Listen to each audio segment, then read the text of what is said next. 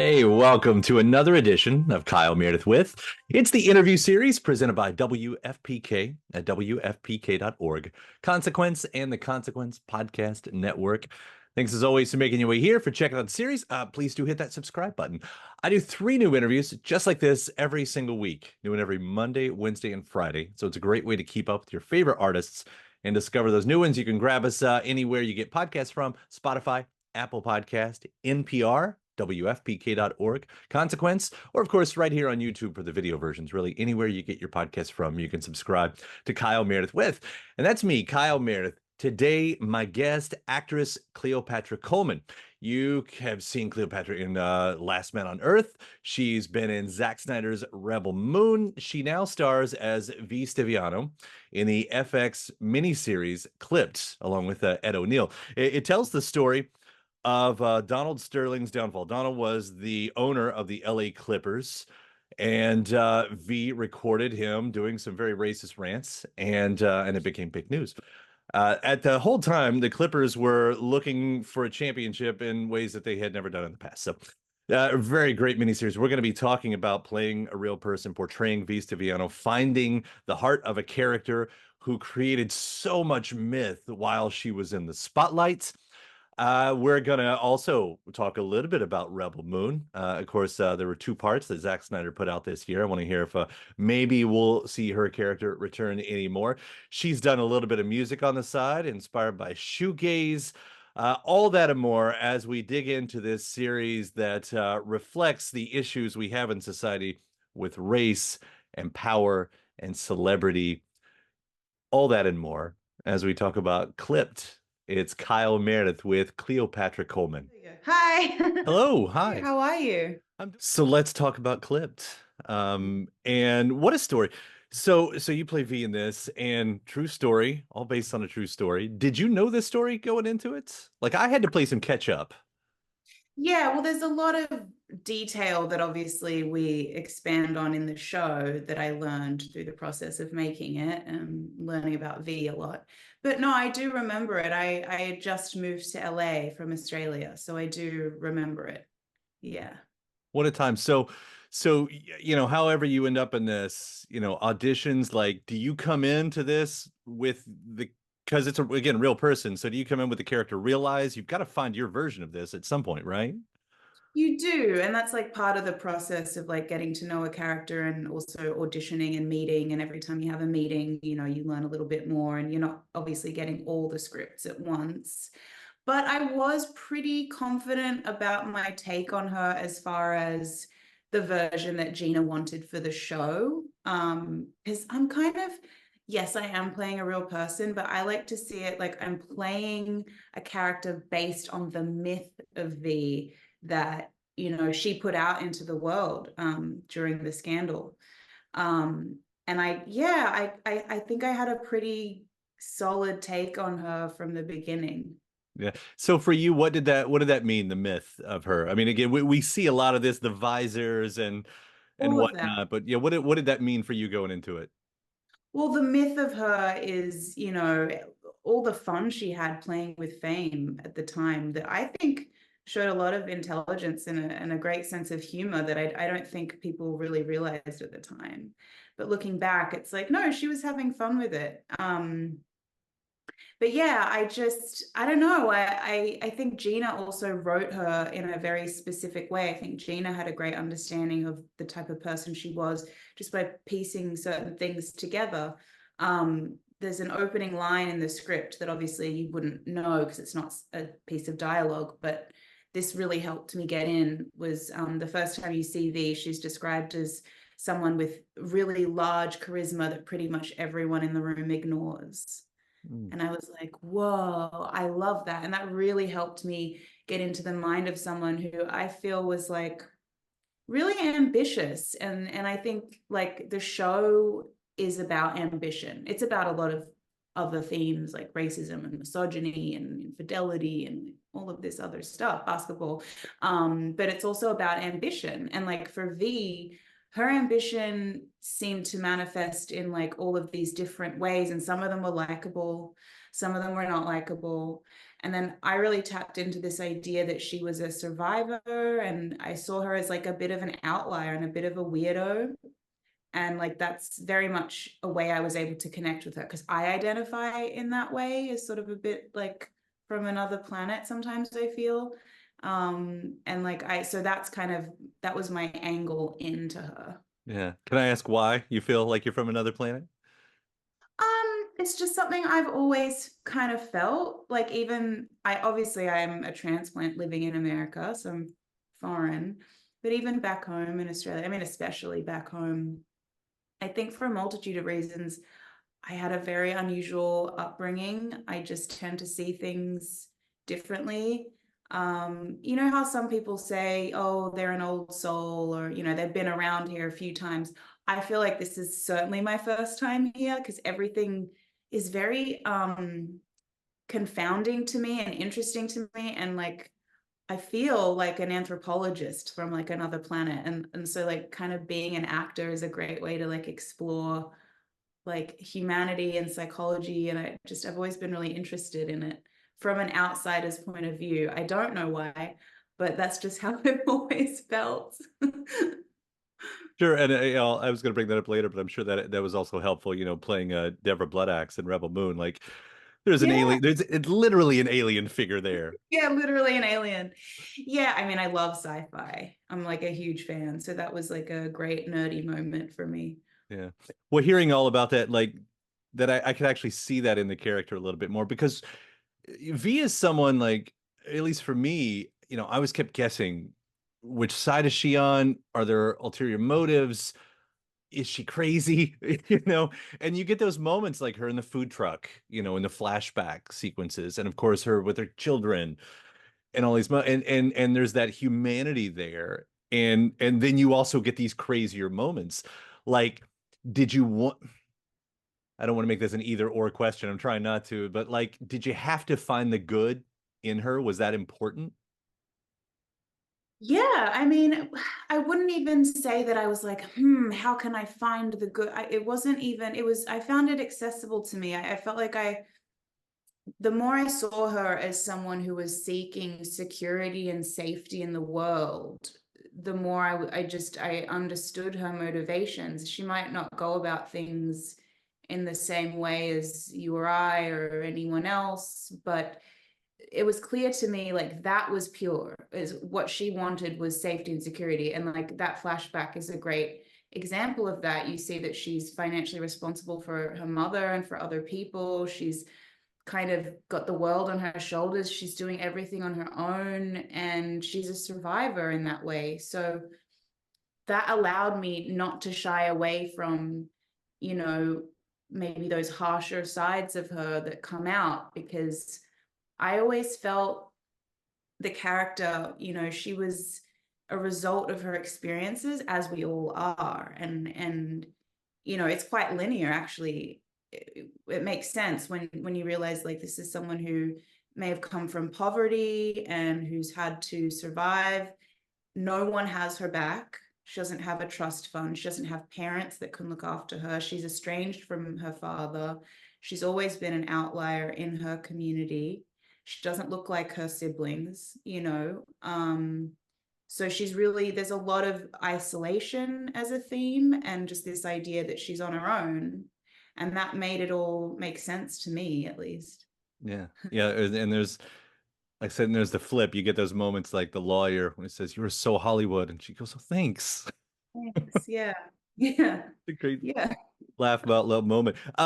Is there a process to finding the voice? Yeah, I mean, I studied her interviews and then just sort of channeled an energy. It started with like being more specific and trying to get her voice. And then it kind of just happened just in channeling the energy of her and the spirit of her and that myth of her.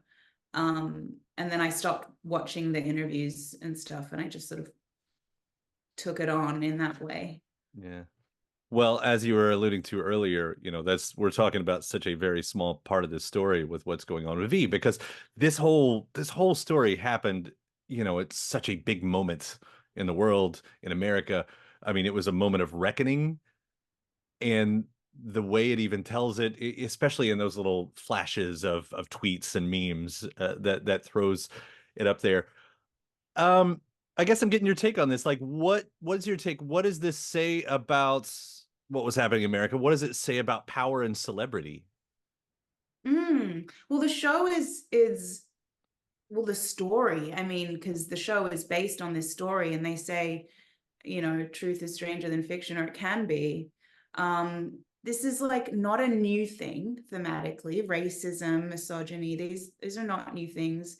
The views that Donald Sterling expressed in the tape are not new views. It's not a surprising thing, but it is, horrible and shocking, and is reflective of the way a lot of people still think. And I think racism is something that it's a conditioning, and it's something that it's going to take a long time to be reconditioned into a new way of thinking about things. It's a very, very limited, very small minded way to look at the world. I see it kind of like an illness. It's like, Toni Morrison has this quote, like, they are bereft. Like, it's this idea of like, what is wrong with you? Like, zoom out. I like to think of the world in a way of like, we're literally floating in space right now. If aliens came to Earth, they wouldn't see any difference between us. They would think it was so silly.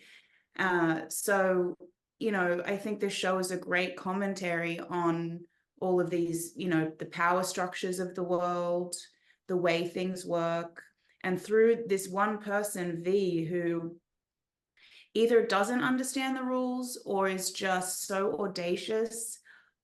It's hard to say exactly what it is, but I was playing it with this sort of innocence, as though perhaps she didn't know the rules and therefore didn't feel limited by them. Mhm.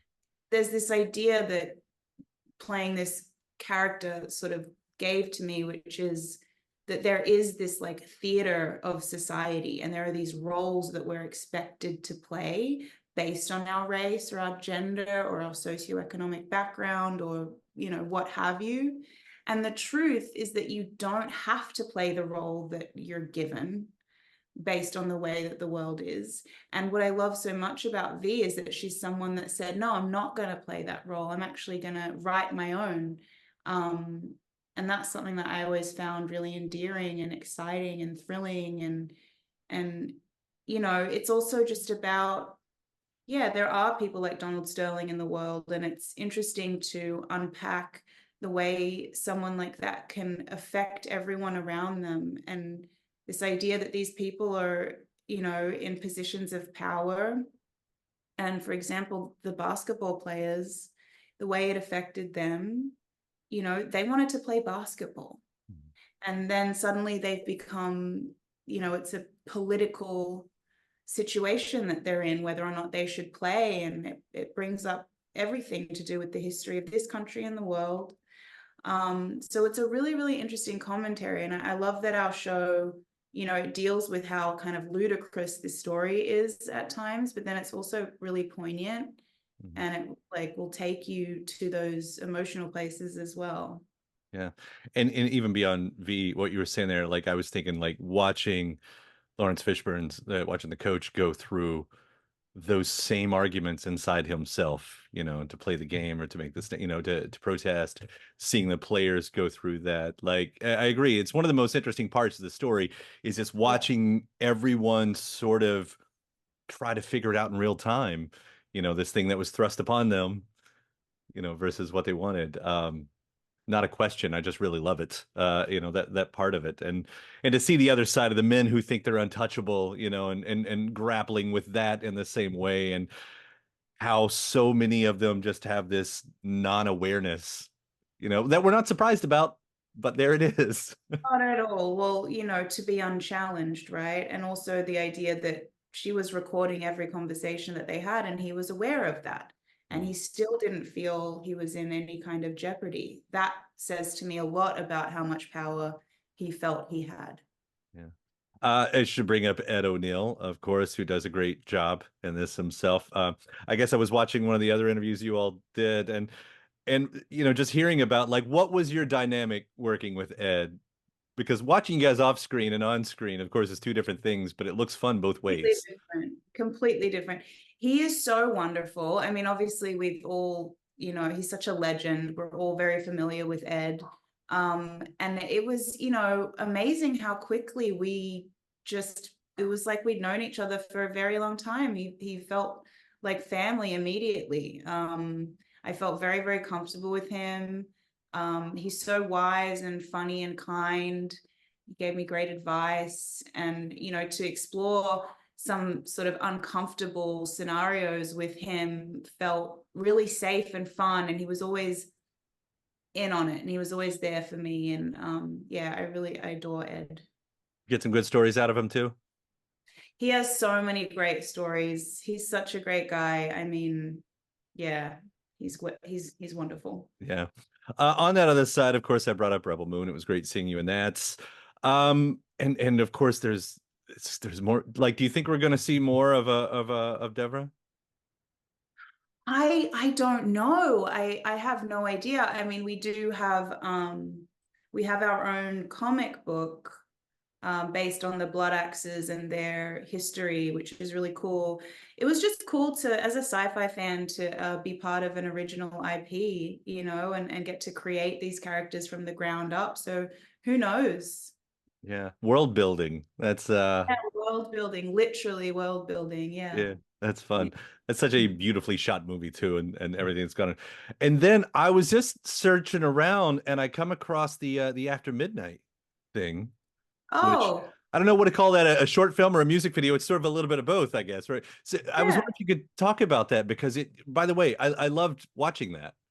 Oh my gosh, thank you so much. Well, yeah, that's um I released a song during COVID that I wrote called After Midnight. And I've been writing for a long time. I've written and produced a film called Hover for sci-fi, and I have a lot of scripts that I'm constantly working on. I've been writing since I was a kid, writing poetry and all that. My dad's been a writer and a script editor, and so I like to branch out and do different things. And yeah, COVID came along, and I was like, yeah, I think I'm going to release one of these songs that I've been hiding. And then I ended up in Bulgaria shooting a movie called Cobweb. Mhm. And I had some time off, and I had this amazing PA called Maya in Bulgaria. And she and I just decided to make a music video slash short film for the song, because it was a weird time, COVID, and I just was like wanting to stay busy, and just explore the city of Sofia. It was like such an amazing city. And yeah, I'm so glad you saw that. Yeah, and it's a great song. I mean, I don't want to call it Yeah. little. It's one of those songs. Like I was instantly reminded of like Bia Badoobi's Coffee. It just feels like it's gonna Thank you. almost break if you touch it. If that, Oh, that's such a great description. I'm really inspired by Maggie Starr and shoegazer music and soft grunge and that kind of thing. And so that's definitely, you get it. That's definitely what it is. And I just kind of like that it's out there. It's like a little Easter egg. It's not really something that I, push or, try to promote or talk about. But anytime anyone brings it up, I'm glad to talk about it. And I just like that it's out there somewhere. yeah, a lot of my favorite genres right there. Shoegaze has had this great resurgence, and I mean, a lot of the classic bands are back, Slow Dive and Ride, and Love, yeah. yeah, and it's just like everywhere, and this washy sound that I am just so happy is back in the zeitgeist. Yes, So, it's great.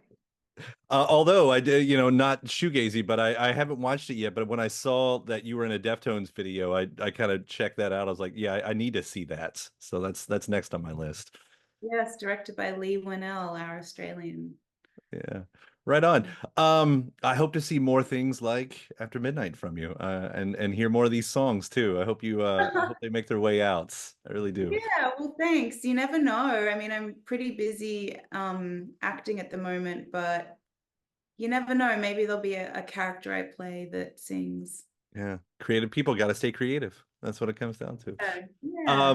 It's so fun watching you in Clipped. As V, congrats on this series and everything that you've been up to lately. And seriously, thank you so much for taking the time. It's been a real pleasure. Thank you. No, it's such a pleasure. Thank you so much. And thanks to my guest. Also, thanks to you for checking out the episode in the series. Before you get out of here, hit that subscribe button.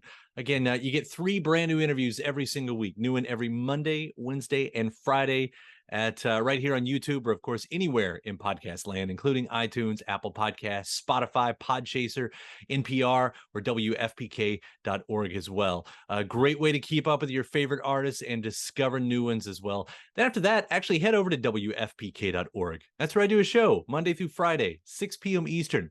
It's an hour full of song premieres, music news, anniversary spins, bonus interviews, Monday through Friday, 6 p.m. Eastern at WFPK.org. Consequence has your music and film news. You can also find me on the social media spots, Facebook, Instagram, mostly on Twitter. All 3 of them, the address is at Kyle Meredith. Do hope you like and follow along. That does it for another edition. I'm Kyle Meredith. I'll see you next time.